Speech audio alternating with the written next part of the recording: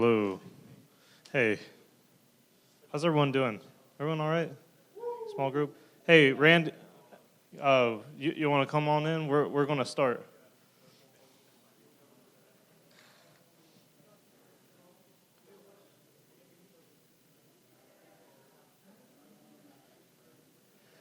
Hey, can I ask a favor for everyone? Could y'all actually fill in the closer area? Because I want to do something that's a little bit more interactive. If you're sitting in the back, like 3 rows, could you come up here? I'm not going to force you. Yeah. But if you're sitting in the back, could you move up here? That'd be awesome. I'd just like to say before we get started, I'm happy to be here.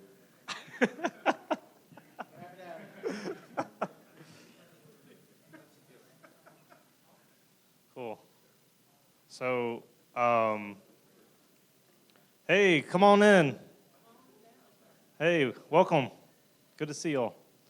So, I've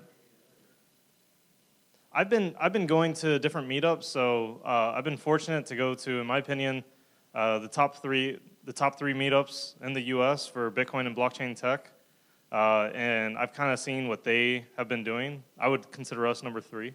I would consider San Francisco and New York number 1 and 2, not in that order, but just as super quality meetup groups that they run their meetup groups really well, and they cover really, really awesome content. One of the things that they do in New York through BitDevs is, and I want to try it here because it was really, really cool. Everyone gets like 2 seconds on the mic, and you just say your name for everyone new, because you get to kind of introduce yourself.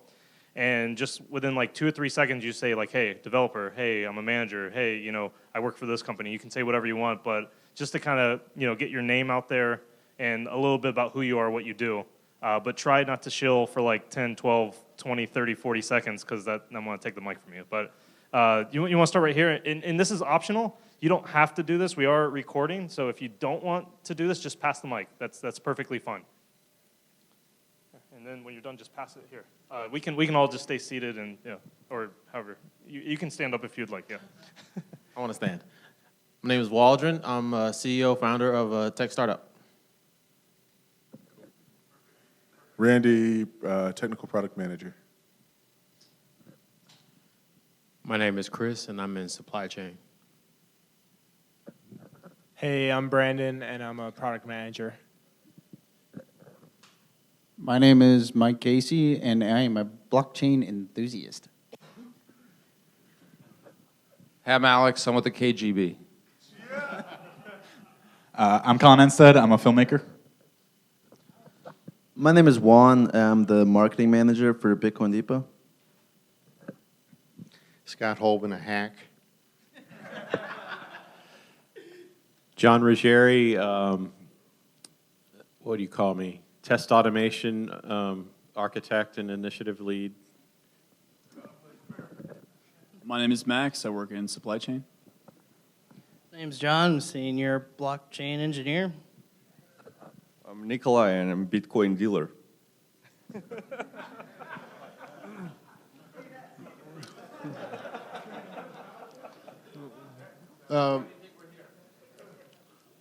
My name is Andrew, and I have a newsletter for people who want to list their failed projects. Or You're almost out of space. Just real quick, Andrew is ATDC supporter, and he great guy. Just met him the other day. If you want to network with someone who really knows their way around startups, it's Andrew. So. Thank you. I'm Danny, and I work for Javi, and I do lots of things in there, not a simple thing, so you'll have to ask me later. I'm Stacy, and I have a similar story as her, and I'm the second girl in the room. My name's Garrett. I'm an attorney. My name's Nathan, and I'm an attorney. My name is Jess, and I'm a treasure hunter. There you go. You want to start here and just pass it? Sure. My name's Matthew. I'm a research engineer and mathematician. My name is TJ, and I'm a business analyst for integrated payments and e-commerce at Elevon and US Bank. Bob Gillen, Supply Chain, New Product Innovation. Peter Ream, educator for the AICPA. Dwayne Osborne, Ghost to Developer Past. Yuri, I am Dwayne Osborne's lawyer. I thought since you were taping me, I needed to bring legal counsel. I'm Joey Nick's dad. Ben Lorber, I'm a cryptocurrency miner. Ed Julian, I'm a hodler. Yeah, my name is Ben. I'm a CEO of a local consulting firm here. If anyone joined us late and wanted to just kind of say who you are and what you do real quick, did we miss anyone that wants to do it? Are you? There you go. It's optional. No pressure. Yeah, no pressure. Yeah. Simply Charles Berry, own a retail shop here in the Shop to Buckhead. Thank you. You have to accept Bitcoin at your retail shop. All right, perfect.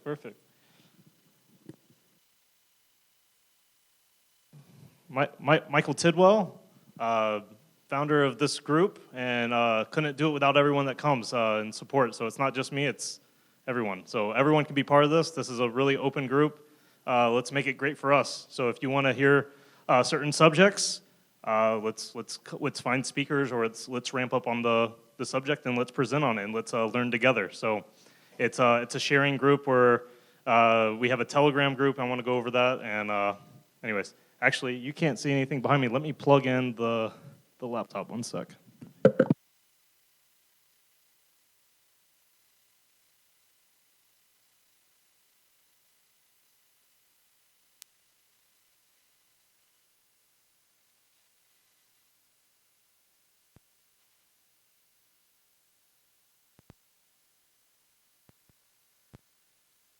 We'll go through the sponsors real quick.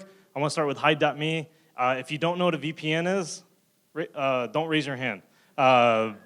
VPNs are how essentially you surf the web anonymously. Your traffic will go through them encrypted, so you don't have to. Your ISP doesn't know what you're up to, or at least that's the story I've been told. The cool part about Hide.me is you can pay with cryptocurrency, so you don't have to tie a credit card to your VPN account. We have a 35% off discount code if you go to our meetup page and click more details. So if you do want to sign up with them, I highly recommend it. I've been using them for over 2 years now. They've been a long-term sponsor of us.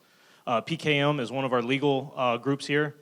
Make sure to check them out. And obviously, we have Founders Legal as well, and they're going to be giving a legal moment later. I would encourage you to look at both of these companies if you're in and around the blockchain space. Gino's Barber. Alex, you mind if I shill for you? Or Gino's Barber, one of the best barber shops I've ever been to. I've been going there now for, I think, over 2 years straight. There you go. A lot of us, if you have to get if you have hair, you have to get your hair cut over here at Gino's Barber. He has 2 locations and perhaps more later. Midtown location coming when? Alex? 4 to 6 months, we have the Midtown location opening, grand opening. And he accepts Bitcoin. You get 10% off when you use Bitcoin. So pretty cool story there. I always use Bitcoin. And okay, so he does not accept BSV. Sorry to break it to y'all. We have a lot of BSV supporters here. So we have Tyrion. Tyrion is a company where if you want to timestamp and prove when something happened, you can send them a hash of your data, a fingerprint, more or less, of your data, and prove the existence of it when it existed. It's pretty cool tech. Fits in and around pretty much any industry. If you're interested in that, we can talk about that afterwards. Bitcoin Depot, Juan, you want to say anything, or you want me to show for you? What's up? All right. Juan, here you go. The man. So yeah, I do marketing at Bitcoin Depot, and it's an exciting industry. Overall, Bitcoin ATMs have doubled every year, so I see it as a very important industry to the adoption of Bitcoin. With 1.7 billion underbanked people, I don't see how else they could acquire Bitcoin. And yeah, we're doing good. We have 200 ATMs. We're the second biggest in the world now, and that's it. I just really wanted to brag about it. Hey, round of applause for being second biggest in the world. I mean, that's a local homegrown company right here in Atlanta, so Hey, congrats to that. They're blowing up. So couldn't have been happier for you guys. Just brings it. I saw y'all grew up from like one ATM. I feel like, and then now you're at like 8,000. So, anyways, and last, okay, and then we have protecting coin. If Chris, are you doing the raffle? Oh, okay. All right, protecting coin. We, if you want to buy some hardware, Chris has all. He's your pusher. He's got everything you can need. He's got your hardware wallets. He's got your cold storage steel wallets. He's got your everything. He's got cool knickknacks. All right, and then Founders Legal finally, and then we'll let like I said, Yuri's going to do a legal update, and I'll let him cover that. And finally, Atlanta Tech Village. I don't know if any Atlanta Tech Village people are in here, but let's just kind of like give them a round of applause for using their place. Thank you. Thank you, Atlanta Tech Village. Very, very kind. All right, I think I covered everybody. Okay, so the Bitcoin Embassy. Who has been to the Bitcoin Embassy? Okay, the Bitcoin Embassy is not going to be at WeWork anymore. It's going to be closed, but we might open it up again later. Just letting you know, do not go there thinking the embassy is there anymore. Let your friends, let your family know. We might pick a different location. That's still to be determined. I'm just letting you know. So, breaking news. Chapter 3. So we did hold. Well, hold on. There's no more classes there. All right. So we did Mastering Bitcoin. Then we started Mastering Ethereum. As you all know, if you love Ethereum, come to this class. If you don't love Ethereum, come to this class and learn how to destroy Ethereum, right? So it's a win-win, right? So anyways, we need a location for the Mastering Ethereum. We're kind of brainstorming in the Telegram group on where we want to have this book reading club. We're on chapter 3. It's not too late to jump in. It's never too late to jump in.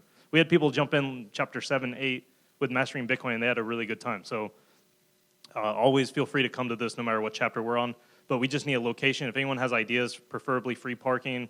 And yeah, we'll discuss afterwards. I mean, there's okay. Thank you for all the support, everybody. Yeah, I'm just letting you know the location right now is TBD. That's all I'm letting you know for people interested in chapter 3.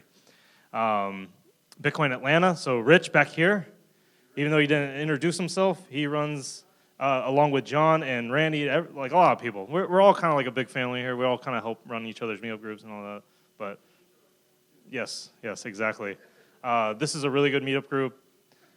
Make sure to check it out. They have really interesting topics. They're a little bit northeast of us, closer to Norcross area, Brookhaven area. What would you consider that? Chamblee. Okay, there you go. Here's our Telegram groups. So if you don't know what Telegram is, that's the next, yet another messaging app that you just have to download because everyone's using it and just do it already. It's a really good messaging app, a lot better than WhatsApp, a lot better than Slack in my opinion. Anyways, Telegram, Telegram. And these are the 3 groups. Atlanta Blockchain, that's pretty much just really specific about the meetup group and our activity specific. So that's really just based on this meetup group. Tab Dev is going to be anything that you really want to dig into. That's like where the book reading club discussions happen. That's like going to be technical talk, and Tab Shill is for everything else. If you want to promote or talk about another event, anything else can go into Tab Shill pretty much.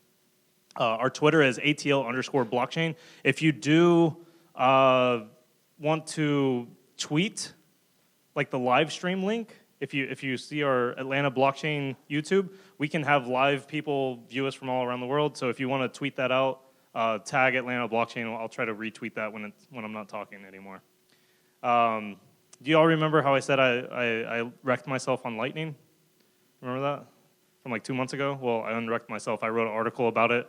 If you want to Google for the unwrecked article, feel free. Learned a bunch of really interesting stuff with Lightning Network. Feel free to check it out. And for the new people here, if I do talk about anything that you don't understand, like if I say Lightning Network, you're like, what the heck is that? I'll keep your questions in your head. We meet afterwards, so I want everyone to be leveled up in terms of terminology and everything. So but we probably will say anything. Always feel free during presentations to raise your hand and be like, what does that mean?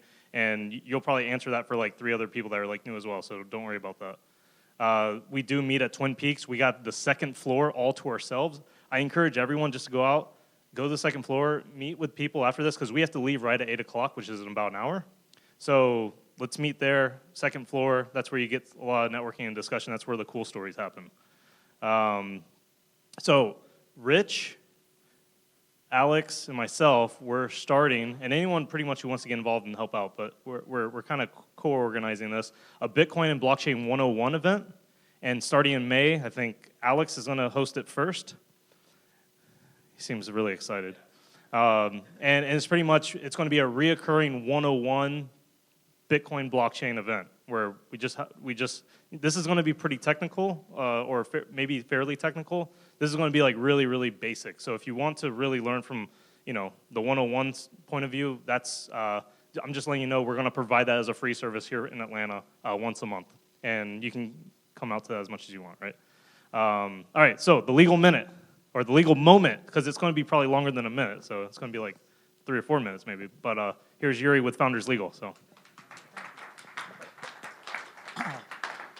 Michael, thank you and your company for facilitating this, so everyone can learn something and be ready for 2019 when Bitcoin is going to soar in price. Today was this month, April, was very heavy hitting. So I'm going to open a beer. No, that beer is going to blow, just like the SEC. We're going to talk about the SEC today. Just briefly, April 3rd. Anyone familiar with April 3rd? What happened April 3rd? Investment contracts. The SEC released the long-awaited framework for lawyers. We're like, what do we do? How do we advise clients? What do people do when trying to raise money? What is a utility token?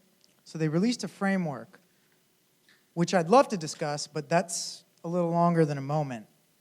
What they did release at the same time was a hilarious joke, which was the no action letter of April 3rd. Anyone read the no action letter? Know what a no action letter is? So when we advise clients, hey, is this a utility token or is this a security token? Well, the real answer is ask the SEC. Submit a request and have them issue an opinion whether or not they're going to take action against this type of offering. And that's just my layman's interpretation. I'm not a securities lawyer. I'm not qualified to really give you legal counsel on this, but I am qualified to laugh at this no action letter. And I figure we're going to go through it and laugh at it together because it's a hilarious joke. So there's a token called the TJK token. The TJK token was a token for purchasing air charter services. So you're thinking, air charter services, who can afford that? Really rich people. They have a lot of money, and we're going to sell them some tokens to raise money for being part of an air charter service, I suppose. The SEC issued a no-action letter here, and they stated, here's what we will consider as not a security, or we call a utility token. I'm assuming everyone's familiar with those two concepts. All right, super. Point number 1, TJK will not use any funds from token sales to develop the TJK platform, network, app for KKJ? Yeah. Am I not saying that? Okay. Oh, yeah, dyslexic guys. TKJ. So SEC saying it's not a security if, point number 1, you use the money for anything other than developing the platform. So what are they going to audit and see where that money goes or how every dollar is spent? How do you even track that? Number 2, the tokens will be immediately usable for their intended functionality, which is purchasing air charter services at the time they are sold. Functionality and the purchase of air charter services does not sound like a utility token to me, but TJK will restrict transfers of their TKJ tokens to only TKJ wallets and no external wallets outside of the platform. So you can't, you can't. Are you loading this on the screen? We should have loaded this on the screen. I'm going to pass this around so you could snag the web. Not familiar with Disney Box, but pretty much you can't transfer them outside of any TJK wallet outside of the platform. It gets funnier. TJK will sell tokens at a price of $1 per token throughout the life of the program. Each token will represent a TKJ obligation to supply air charter services at a value of $1 per token. You know, funny way around that is just to give TKJ token holders a discount on air services. Say, if you hold tokens, we'll discount it to $500. That's one easy way around that. But yeah, not too useful. If TJK offers to repurchase tokens, it will only do so at a discount to the face value of the tokens, which is $1. So it's, I mean, Amazon credit, Amazon credits, they've got more flexibility than the TKJ token as far as I see it. The token is marked in a manner that emphasizes the functionality of the token and not the potential for the increase in the market value of the token, obviously. So there you have it, guys. If you're wondering what is a utility token or not a security token,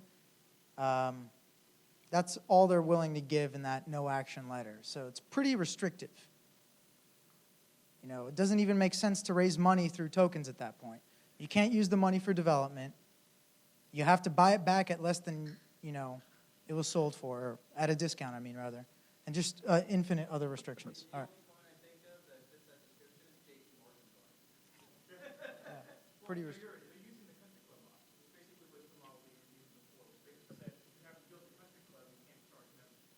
That's essentially what that whole letter is saying. Yeah, they don't want any of that money going to building that country Correct. club. So, Yeah, and utility is defined as a service that the token can purchase. So essentially, that's, it sounds like a joke, but it's very serious because, the 86% of the ICOs have failed? Yeah. That was the statistic that I heard last in my research. a lot of, sure, yeah. And Dwayne, you are now my lawyer. Thank you very much. You good? Yeah, if no one has any questions. Thank you. Hey, thank you. That was Can I great. pass this around? Yeah, You sure. guys want- Hey, thank you, Yuri. So up next is Jess, and Jess is we're gonna kind of split the time between Jess and I. Jess is gonna cover some pretty cool thing, this cool, exciting treasure hunt thing that's been going on. So here you go. Thank you, Michael.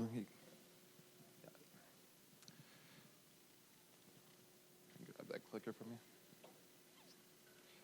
All right, so treasures be abound. Try to go with the tab theme.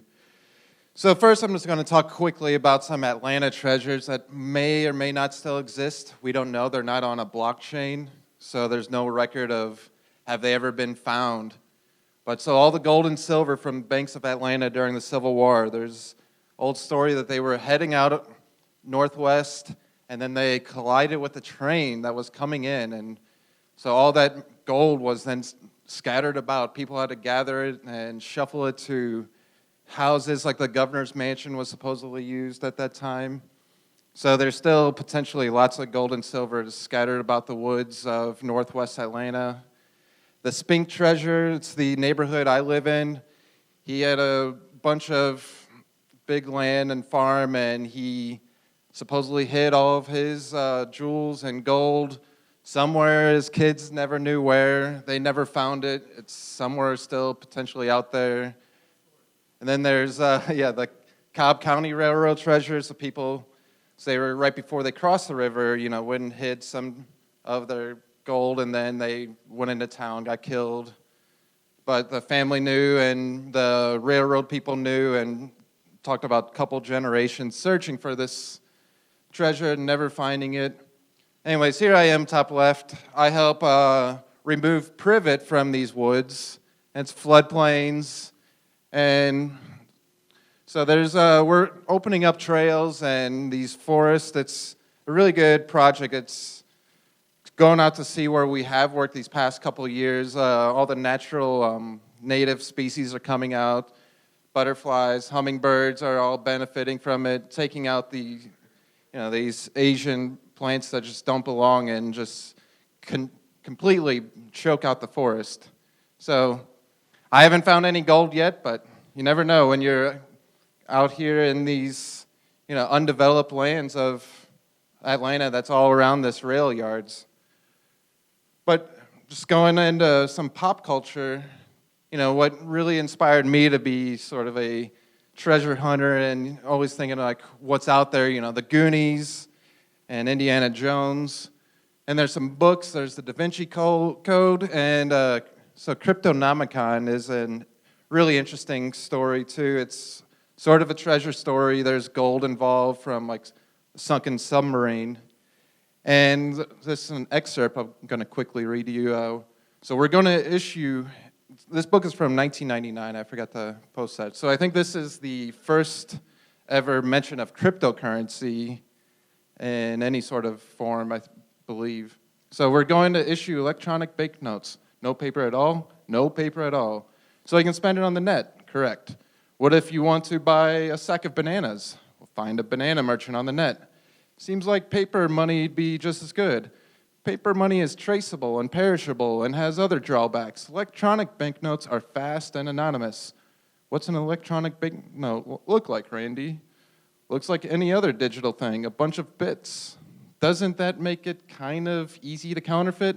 Not if you have good crypto, Randy says, which we do. How did you get that? By hanging out with maniacs. So. And then just continuing on, Tomb Raider was a fun game that I really enjoyed. And currently on Fortnite, the main theme is treasure hunting. And you got a banana over here too. And so this is a nice article I found from 2011. Bitcoin, a pirate's booty, or the new global currency. And this guy's just kind of speculating at the time. It's $63 million market cap back then. And now, so this past couple of weeks, this kind of really popped into lots of people's feeds. Satoshi's Treasure. And there's now 4 keys that have been published as of Easter Sunday. And every Sunday they're going to release new clues so you can find new keys, which you have to piece together 400 of 1,000 that they have split up using Shamir's secret sharing technique. So it's different from a multi-signature wallet.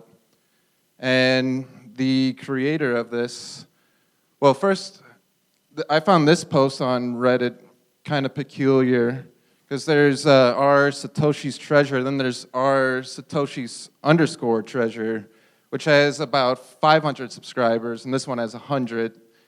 This was created over a month before all of this was recently released.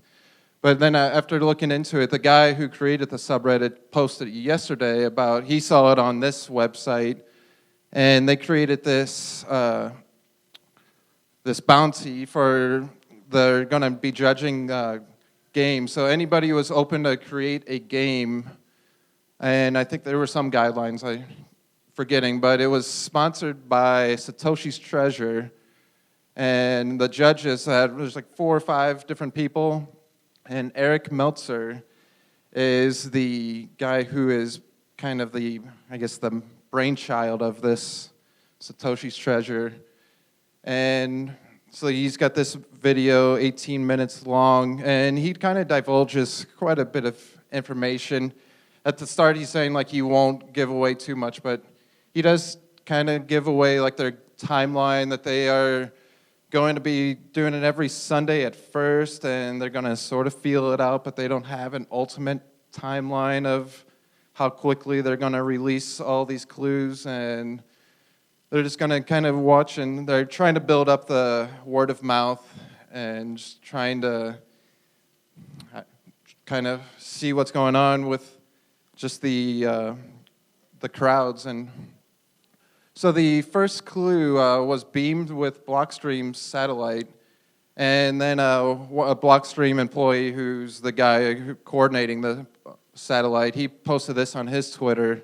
And so this was the first clue, kind of gives an introduction, and then it gives the first key will appear at these locations, and it gives coordinates, and those were at MIT, Times Square, somewhere in San Francisco and LA. And then the second keys were kind of like Australia and Asia, and then the third key was sort of like, it was London, Africa, South America. So it's all over the place, and they're trying to do this, trying to release it as much in real life to where you have to kind of go out and see, but everybody's sharing the info. So this, I kind of marked all the locations that they've shared. There's 14 total. There's some of these indicate satellites. So one of them is the Blockstream satellite. I can't remember, but they posted a couple other satellites. And then there's the different locations. And I believe this will eventually come into play as to reveal future keys. Somehow you might have to find some sort of lines that intersect or run some polynomial equations with these coordinates, and I don't have any answers yet. But anyways, this I went to a live stream of New York City at noon when it was supposed to be revealed and took this snapshot. And so up here, you can't really see, no, right here, there's the stroller. And so on this spot, this guy was sitting, so you can see the stroller kind of in the background, but so he had this QR code around him, and it says orbital. So you scan this, and it brings you to the website, Satoshi, at Satoshi's treasure.xyz/K1. And I guess I can try to just do it real quick. Yeah, go ahead.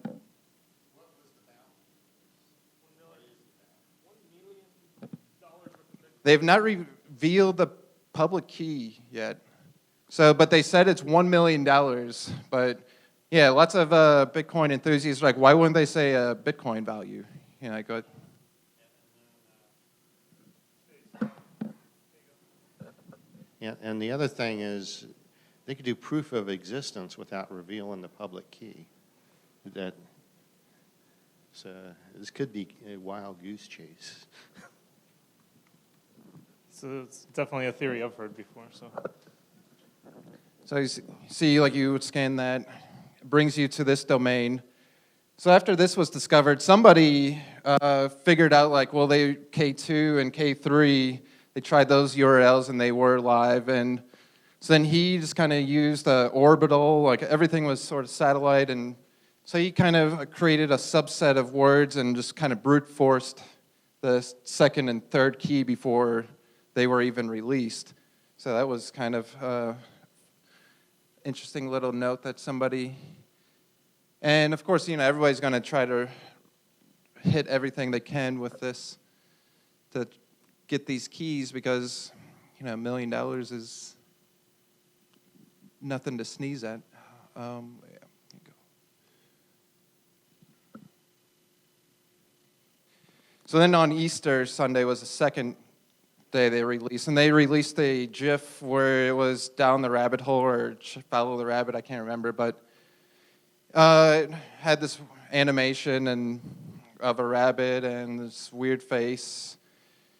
And then if in order to get to the key in this, you had to save the file as a zip file, and then when you opened it up as a zip file, it had a text where it had a website that brought you to a spot where it had a marketplace, and you could buy a digital egg, which they didn't give a digital token to coincide with it, and they were charging $1.37, and you could pay with Bitcoin, but so you had to pay in order to attain these, and then they were only partially, so there were 8 different eggs that were to be had, and these were 2 that I found online. I didn't buy one because I didn't think it was really worth it.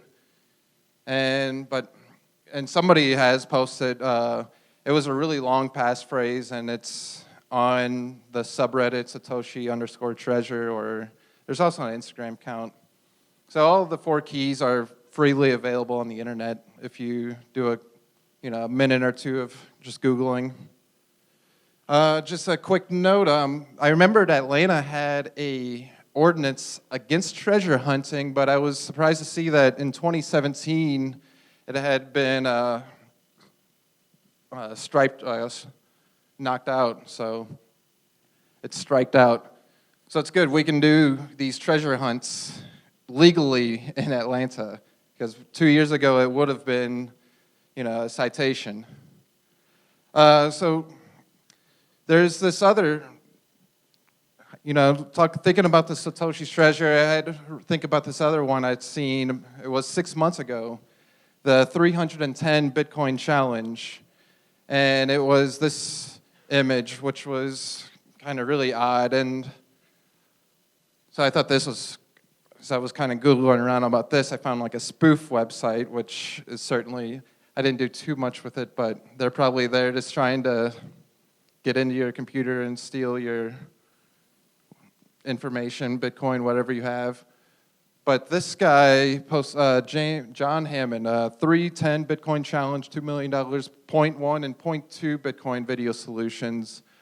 It's really interesting. It's really in-depth. It's over my head, anything I would ever potentially be able to solve. And so that's kind of a deterrent, in my opinion, of what these treasure hunts should be. Because you want to try to, draw in people, but when it's something like this that you need to run 3 different programs and have just unbelievable abstract thought to even attempt to get at some of these solutions, I think it's just going to kind of deter. And if you go back to this post, he kept updating. So it's October 2nd it was posted. And then on October 4th, the 0.1 was found. And the 0.2 was found on October 9th. And then on October 10th, the 310 Bitcoin were solved. Or it was moved, but solved by Mark. And the 0.31 Bitcoin have never been solved.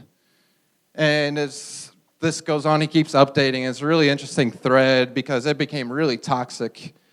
It's our Bitcoin. And, it's got 160 upvotes for giving away $2 million worth of Bitcoin. It's kind of silly. But I noted here, he was like, I've already arranged the next big challenge and it's being worked on. I won't cancel that one, but depending on the attitude of people, this might be the last one too. I didn't expect so much hate mail from people without even doing anything. Good luck, Pip. So I wonder if this is maybe the same person, or he's probably, because nobody knows who Pip was. The person never revealed themselves, so it could be associated with the Satoshi's treasure. And I thought I would shill some Bitcoin real quick.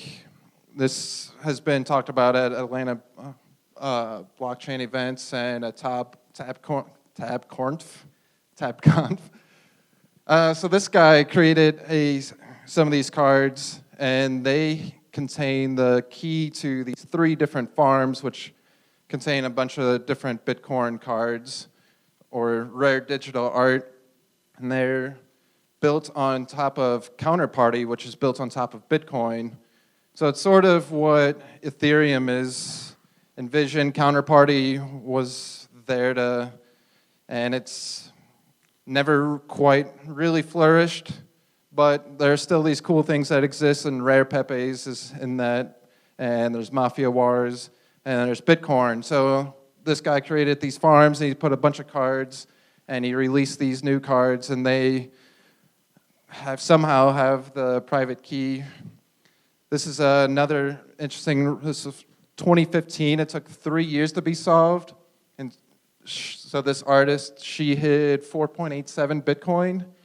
And the solution of this was this key here ends up being a cipher where the ribbons represent a bit, or if the short ribbon is a 0 and the long is a 1. And then there was something similar with the flames. And so the person who solved that wrote up a nice little detailed description of how they came to solve and unlock that private key. But it took until 2008. And the creator of that art, she's done a whole lot. And she's just recently, and I guess last January, she founded a new game called Blockade Games, and they're working on a game called Neon District, and it's going to utilize the Engine Coin, which is it's all built on Ethereum, and there's a lot of games being built around that, and so it's going to be a multiverse coin. But I recommend everybody go check this out. This is the Pineapple Arcade, another project that they're working on. And a lot of this picture is interactive. There's like some playing cards down here you can do with. There's a Pac-Man style game, an Asteroid, Space Invaders, but they're all slight variants, and they all have like their crypto influence. So the ghost of the Pac-Man are like Monero and Ethereum and Bitcoin and have the logos. And so it's kind of interesting. And somehow there's 17.5 Bitcoin and 15 Ethereum hidden within this website right here. And I don't know if anybody's found any. I just kind of came across this recently. But all these the Satoshi's Treasure, all these are more puzzles and games, and I mean, that's good, but they're not really treasures. And which got me to thinking back to this stat of how many Bitcoin are likely lost. It's 30 to 50% of, there's 2.5 million lost forever as of 2017, and this was done by Chainalysis. And I think their methodology of trying to get to that number was the Bitcoin Cash split helped because a lot of people moved old coins then, and I started able to kind of hone in on that number. And yeah, the original Satoshi's million coins.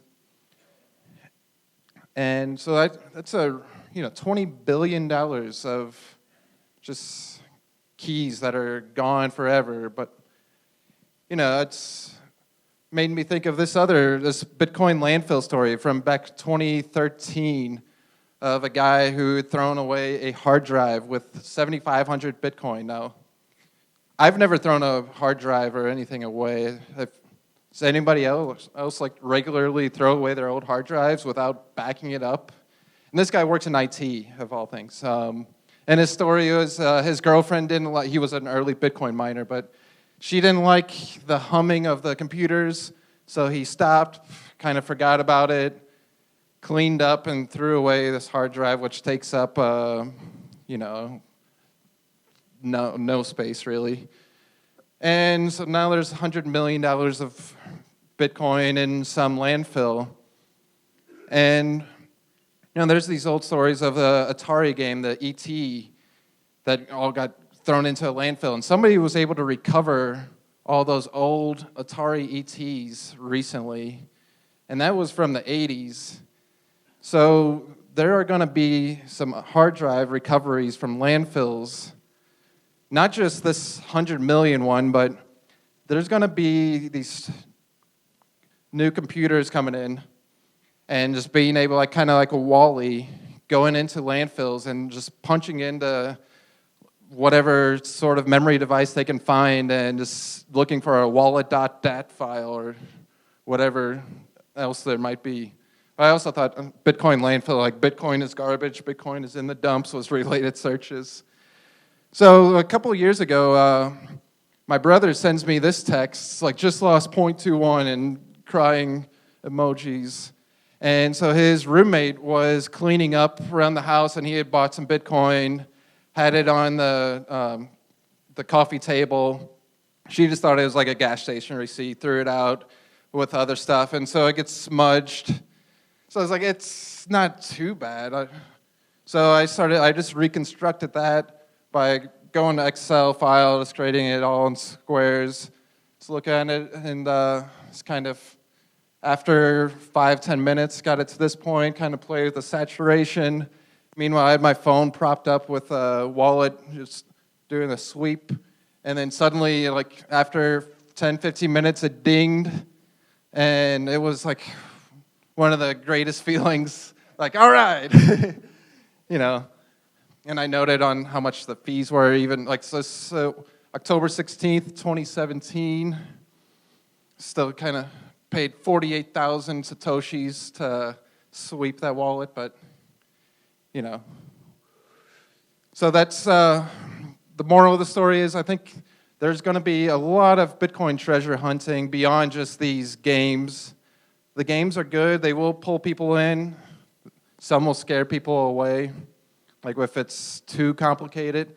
And I think the game designers are starting to figure out how to integrate this. And it's an interesting future that we're going to see play out in this space in so many different aspects. So there's email and Twitter. I'm not a prolific tweeter by any means, but you can find me on there. Do we have any additional questions?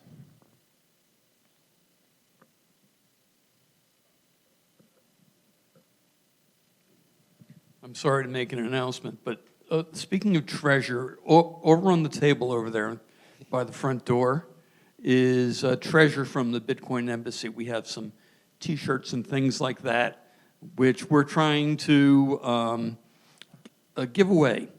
So if there's anybody over there who would like to find a treasure from the embassy, it's over there. They're free. Okay, let's give Jess a round of applause.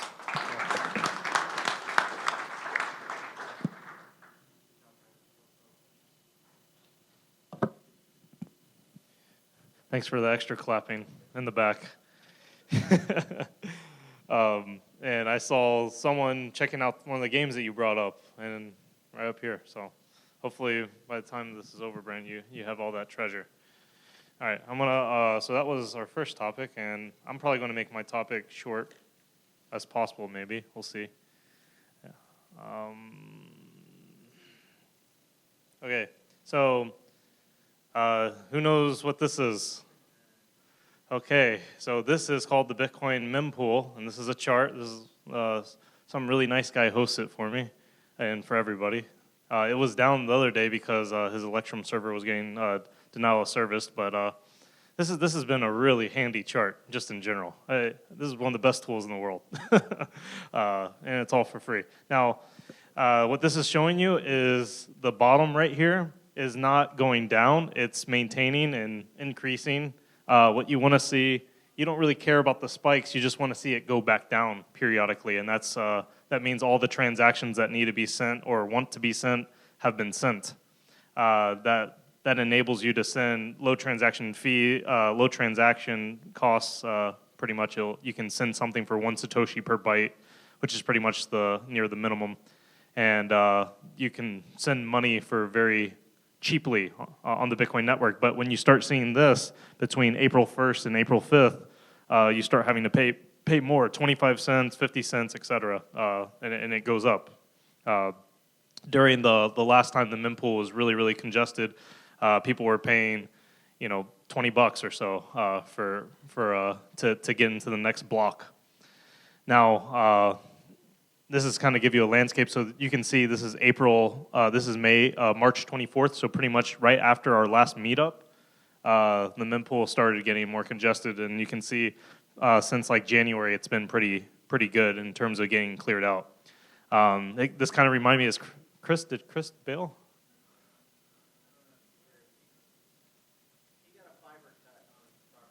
Oh no! That is literally the worst thing. Okay.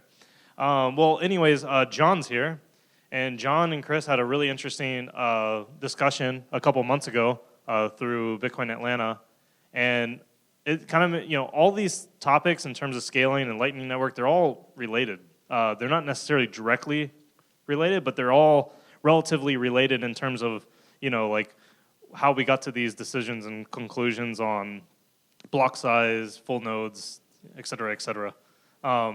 So I posted this. I want to kind of have my spin. My spin on it was the route I was going to go was not layer 2, but the SPV/neutrino route. And I posted this tweet. There's nothing wrong with using SPV or neutrino. And I tagged a bunch of people who hate SPV and neutrino in the tweet. And let's see what happens. Yeah, pretty much. So for the people who don't know what SPV is, it's simplified payment verification, where you don't have to run a full node. You can utilize someone else's full node and still have pseudo privacy to some extent. It's not perfect, but the idea is you can, your phone can pretty much utilize another. Your phone can utilize a full node, and you can still hold on to your own keys. All right, so going back to this, if you see like bottom left, you see like the number 10 right here. So this got 10 replies like on the root. And if you know how Twitter works, it's kind of like a tree structure, kind of like a B tree structure, where you have conversations that can happen from the root of a conversation. So yeah, like this is, so I kind of colored line with different discussions and talking points and how this went. So here's my main tweet, and then I'm drawing lines out to the different discussion branches, I'm going to call them. And I'm pretty much just going to quickly say like what the talking points essentially on crypto Twitter to the full node SPV debate. And if you don't know why that's important or what the hell I'm talking about, let's talk about that at Twin Peaks, because it's a pretty deep conversation. And if you could just hold it till the end, ladies. Wait, I thought it was you. You're laughing. No, I was kidding.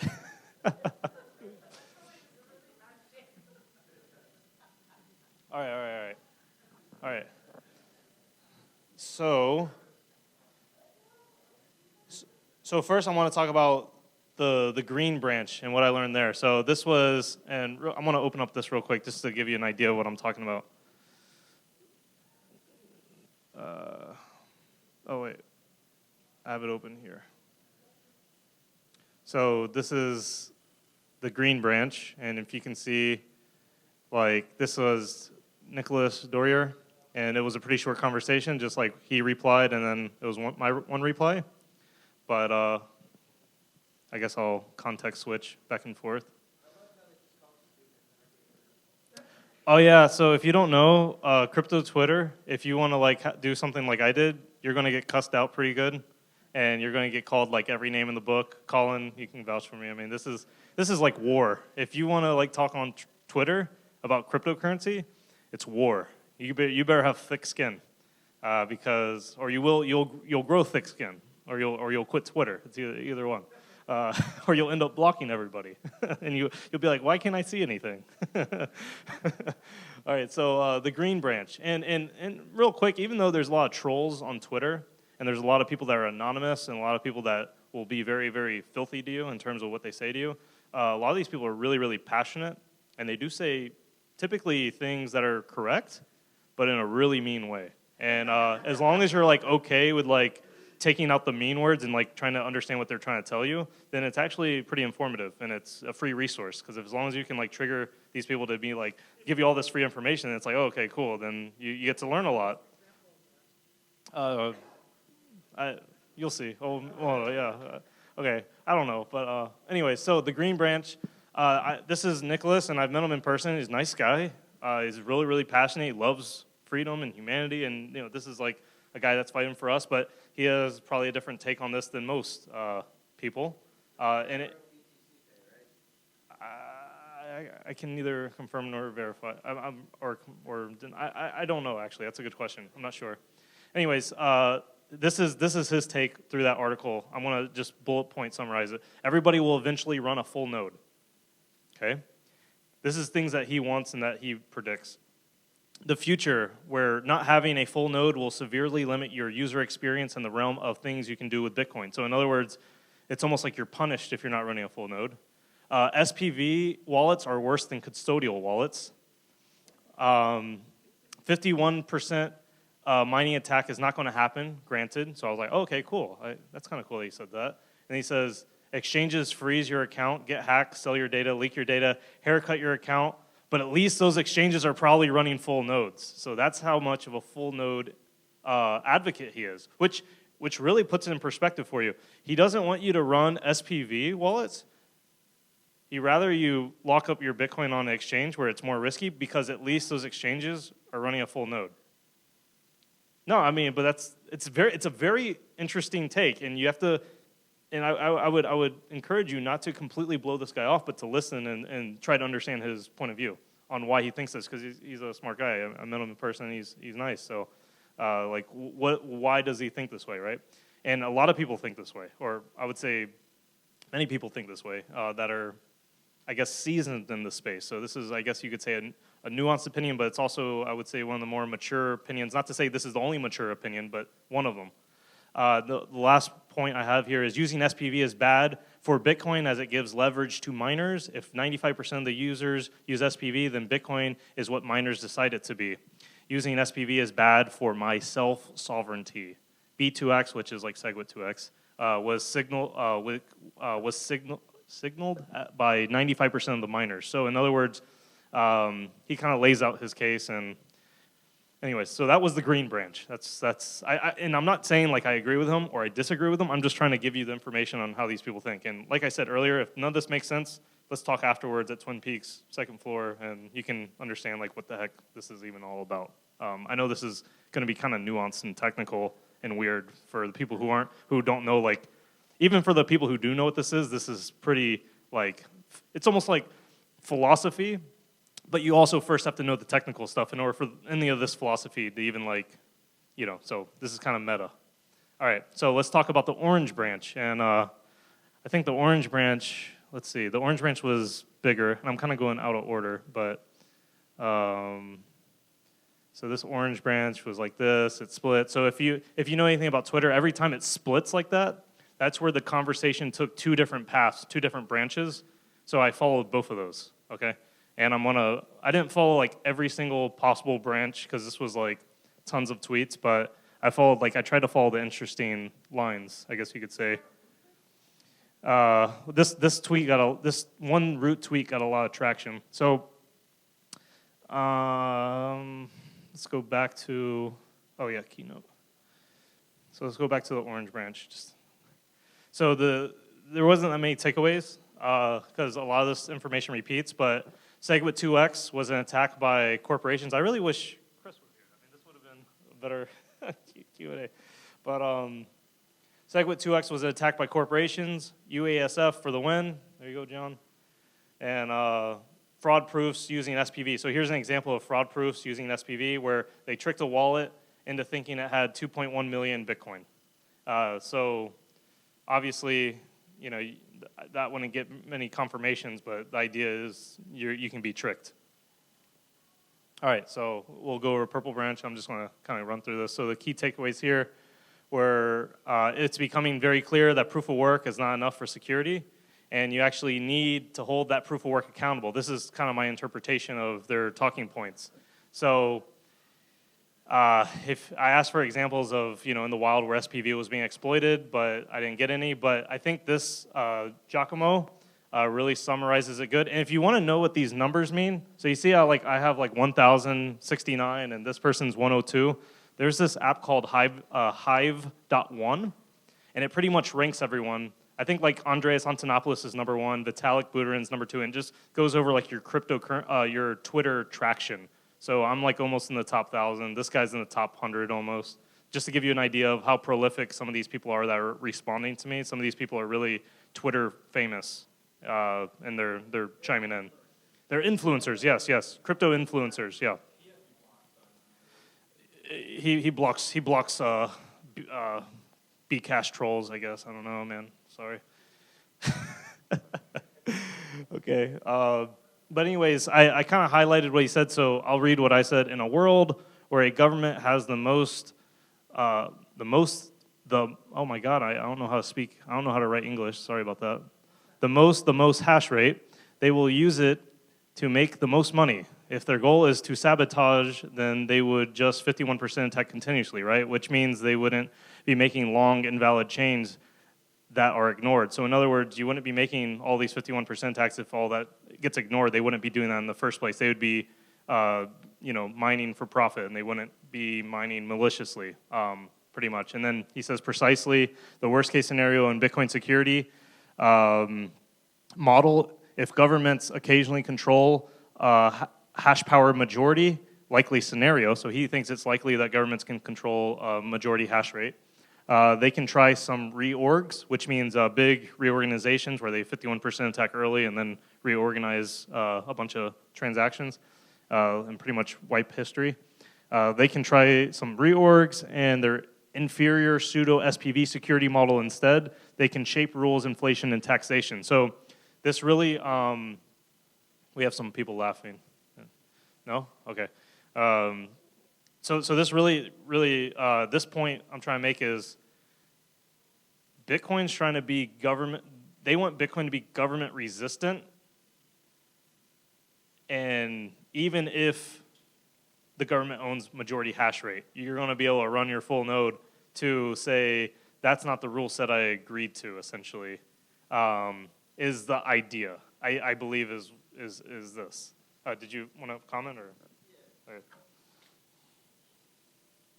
Maybe you can chime in. Yeah, I'm just curious, like, because all of these things, like SPV, yeah, SPV means you're not running a full node, but you can still look at the outside ecosystem and see that one implementation's doing something you're not comfortable with, and then subscribe to an SPV node that has a checkpoint to the one that you do want to be on. It doesn't mean you have to run a full node. Does anybody address this? I'm sorry, I wasn't listening. That happens a lot. So is it possible? No, I'm just asking because all these things say, oh, SPV is bad because you effectively can't pick the rules of your chain, but that's false because if there's a hard fork, you can see in the wider ecosystem that there's been a hard fork, and you can only use an SPV client that favors the fork that you favor. Like with BCH. Well, there's SPV clients for BCH and one for BTC. What I was really getting at in this was if the government wants to 51% of reorg, they'll probably still abide by the same rule set and still try to screw you up to sabotage it. Well, yeah, but at that point you'll have a fork because a lot of people will say, fuck that. You know? Exactly. But it only takes a couple of people running full nodes and everybody else can just point at them with SPV wallets and be like, okay, we're going with them. But then it gets weird where like your full node will only accept blocks mined by people you trust, and now it becomes like a consortium of the good old boys mining kind of thing. Well, yeah. I mean, that gets kind of. But I mean, the same thing happens if you're running full nodes. I mean, the SPV has no factor in that. But yeah. Anyways, does anyone else want to comment? Or we have like Mike. I don't know if you want to run. We have Dwayne and give it some lead time. Yeah, it's on. No, my takeaway was that the full nodes become gatekeepers. And essentially, everything that you've been discussing is that position right there. And you choose which team of the gatekeepers you want to play on for one area. And then the SPV that you were talking about, the 51% hash rate, wouldn't the network itself qualify? I mean, it corrects itself.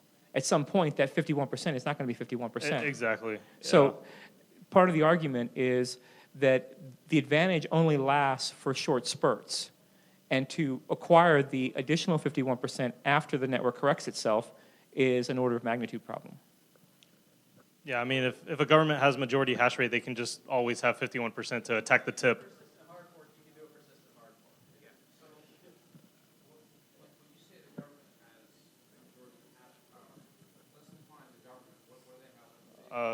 Do you want to float the mic over here?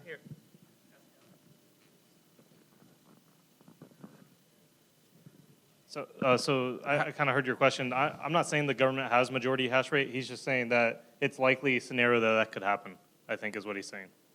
All right, but so let's back into that. What if they do? If it happens, what does that look like? Physically, what does that look according like? to Luke Dash Jr., hard forks aren't possible. A lot of warehouses, right? Yeah, they're not. Dwayne said the NSA isn't tracking our calls. Now they're mining Bitcoin. So I don't know. Rich, you have to come up front. Got it.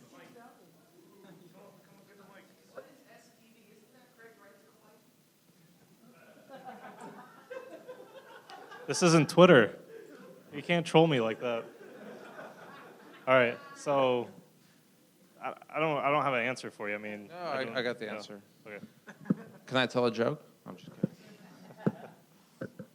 So to answer Rich's question, SPV stands for Simple Payment Verification, and it was in the Bitcoin white paper. Simplified, according to the yes, very, last very. slide. There it is. is. There it is again for Rich, because he's not paying attention. I want to make a point because, Michael. I'm listening. Yeah, because I think that a lot of people who haven't been in this for a long time, they're confused by these people talking about how full nodes actually mean something, because a miner, you have to run a full node in order to be a miner, but now you can be pointing to a pool, but the pool is running a full node. And it's like what Mike Hayes said, it's like, oh, you'll know if there's a fork. Yeah, because there are a bunch of miners out there in pools running nodes, and you will know when there's a fork that happens. So like a weird scenario where like the miners do something and like no one else knows about it, it's crazy talk.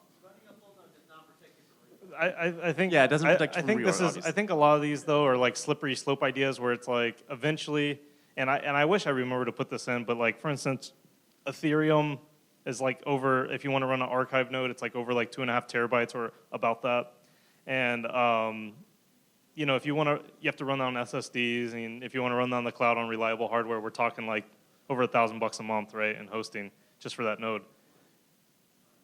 Yeah, if you want to run a full archive node. Yeah. I'm talking about if you want to run that on like AWS or GCP or something. You got, no, that's not, no, that's just one SSD on Google Cloud. How much does 1 terabyte or 5 terabyte SSD cost? Well, I mean, you'd have to host it yourself. I mean, you have the bandwidth and you got different things. I'm saying if you're hosting on the cloud with like very, reliable. Okay. Well, I'm pretty sure that's what Infura does, and that they're running like all the MetaMask API. So, anyways, so I think the idea here is like you don't want to go too big. It's slippery slope because then eventually like it's going to be hard to run a node and hold those people accountable. I think is the idea. I'm going to keep going. Hey, Scott. Hey, Blue Branch. All right. So this is the hat that you used to wear, the No 2X hat, right? Or no, did you have that hat? You did have that hat, right? You're always wearing a hat, so I was thinking, pretty much the Blue Branch was, all right, we're running low on time. Let me wrap this up. So I think Seth kind of summarized it really well. SPV and neutrino is useful, but nothing wrong isn't correct. SPV neutrino follows the longest chain. A full node follows longest valid chain. If a majority of miners collude, they could fake Bitcoin transaction to SPV neutrino users. Only a full node protects you from malicious miners. So they're really, really worried about miners. My summary over here was Seth, I think, sums up the talking point really nice. I'm not saying I agree with him or disagree with him. I'm just saying I think he sums it up really nicely in that tweet. And Seth is pretty much saying SegWit 2x was thwarted because of the UASF no 2x movement. Here, I thought it was funny on the Blue Branch, you have Shinobi fighting with Luke Dash Jr. You have two people that are like super, super anal on, syntax and being right. And I think that's kind of funny because those are two like really prolific people. I'm like, oh, ooh, I'm like just watching. Anyways. And then here's what you're talking about. Hard forks without consensus are literally impossible, even if devs wanted to do it. And then I question, well, what would you consider the Bitcoin Cash fork, if not a hard fork? So pretty much, this is his diagram. He came up with this. This was really useful to know his thinking and to know none of this is a joke. This is hashtag clown world. This is all real. All right. So hard forks,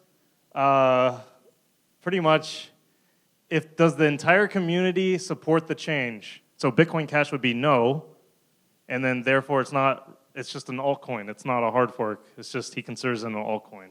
And probably down here towards Scamcoin, Litecoin, Dogecoin, etc. That's Luke Dash Jr.'s model. Oops.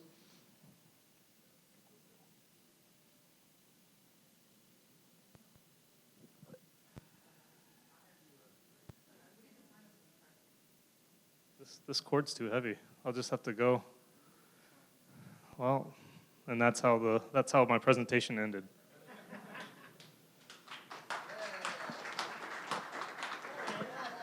Wait a minute. All right. So real quick, I'll wrap up in a minute. So I called this one the red/BSV branch because even though it was originally off the blue branch, uh-oh.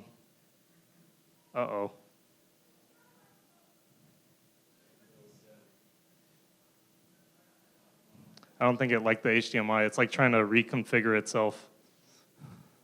Take like a good minute. But anyways.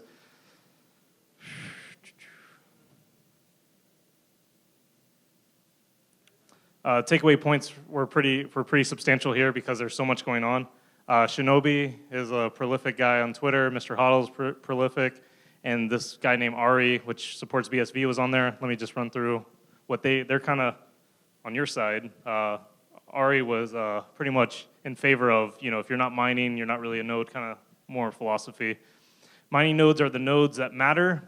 Your non-mining node can't do jack. The counter argument they were saying is, well, my full node can reject blocks. I disagree with. Another argument kind of goes back to what Greg Maxwell said. This is just me thinking back in, I think, 2017 or 2018 when I went to BitDevs San Francisco, and he pretty much said number one priority is going to be what users define, not the miners. And that was kind of like the first time that I think became popular in terms of like everyone kind of saying like, oh yes. So yes, users first, miners second in terms of consensus. And he's like, no, it's always been that way. So I was like, okay. Let's see, quoting the white paper as a Bible. So saying, oh, you're quoting like ancient texts at this point. It's 10 years old or 11 years old. And it's like, why even quote that? And then the counter is like, hey, there all these things that you're talking about weren't even in the white paper. This kind of goes back to Bitcoin Cash kind of arguments. Quoting Satoshi, he said like specialized server farms and hardware. Well, the counter argument is, well, I can quote Satoshi saying all this other stuff. And there was a really interesting thing that they quoted Satoshi on saying, like, I feel like all these Twitter guys like have like all these like quotes ready to just fire on Twitter. Like, oh yeah, okay, boom, and oh yeah, it's like a spell book that they're like mages on Twitter, like ready to like use their their quote from Satoshi, like that favors their talking point. There you go. Anyways, I mean, it's quite impressive that they're able to pull all this information out. I mean, they're really good at it, and I was just kind of observing. Satoshi said something pretty interesting. Users might get increasingly tyrannical about limiting the size of the chain, so it's easier for lots of users and small devices to run it. And I'm like, whoa, he was saying that back in like, I don't know, 2010 or 2009, huh? Oh yeah. He did really well to predict the future. Yes. Anyways, and then this guy posted this link pretty much to everything that wasn't in the white paper that we now kind of define as Bitcoin. So you can't really go off the white paper. And then Shinobi defines everything. Non-mining nodes, they vote with money. So if you're not a mining node, the real vote is you voting with your money. And I kind of agree with him. That's kind of like the ding, ding, ding. Yes, Shinobi has it completely correct. You vote with your money. So if you don't favor one altcoin or one fork or whatever, you vote with your wallet. And you sell all the coins on the one that you don't agree with. I mean, that's the ultimate vote, essentially. So that's kind of the key takeaways from the red branch. The turquoise branch, that was you and me. You got in this conversation. A lot of people in this room were in this conversation, just lost in the forest. So, Giacomo. So there's pretty much two key takeaways. I kind of highlighted both of them. Mike says a lot of people who hate SPV don't understand the difference. I said the funny part, practically speaking, they probably do. They're probably both reliable, even though one is technically easier to fake than the other. And then this guy, Shinobi, says SPV doesn't verify anything, Mike. It literally can't. And I thought that was kind of an interesting quote because it's like SPV, the V kind of stands for verification, and it can't verify anything. This guy, Giacomo, saying a website block explorer is systematically less risky than SPV. It's up to you to decide. And I think it would be the likelihood of being phished versus the effort. Anyways, that's nothing. Anyways, so it's kind of interesting. The takeaway here for like what Shinobi's saying on on my right, or this right side over here, is your verifying proof of work headers isn't anything to these guys. You have to literally run a full node and verify the legitimacy of everything you possibly can to really know like if a payment is happening or whatever. So it's a really different philosophy from a lot of people. I think it's pretty interesting. This is the whole branch that I wanted to explore. I didn't actually explore all of it because I got tired and I was like, oh my God. It's like, it's like, what, this guy doesn't have a job or something? How does he have all this time to build this branch, right? Anyways, so I think one thing that was funny is like this guy. So if you see like this box right here, I zoomed in on that. I just didn't want to go. This guy had 21 responses just to this one. I was just like, okay, I'm done. And it had like really nothing to do with SPV. He just started calling out anonymous trolls, and he got a lot of hate from anonymous trolls. I mean, that's pretty much it. He's like, you can.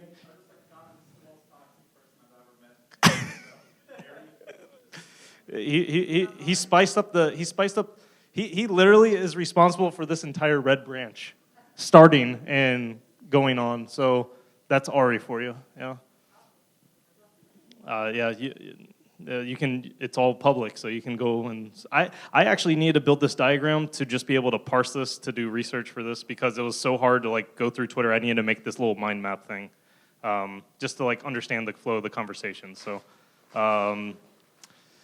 yeah, quick thoughts, and then we're headed to Twin Peaks. Anyone want to? Yeah, kind of what you said earlier about, you can vote with your money. I mean, you can buy hash power. Right, you don't even have to have mining equipment. You can just buy it off someone else, and that's where you get to like the people talk about capitalism versus socialism. Obviously, if it's like, well, if the only way to vote is to buy this computing power can be really expensive. My voice doesn't matter anymore. So obviously, you're going to have a faction that's going to come out and say, running my full node on my Raspberry Pi matters a lot because it doesn't cost anything. So I think that's kind of what the heart of the debate is people mad at the capitalistic nature of mining. That's also the reason why miners will never win, is because my only point as also a miner and a full node operator is miners will never win because it's like trying to get a meeting of libertarians.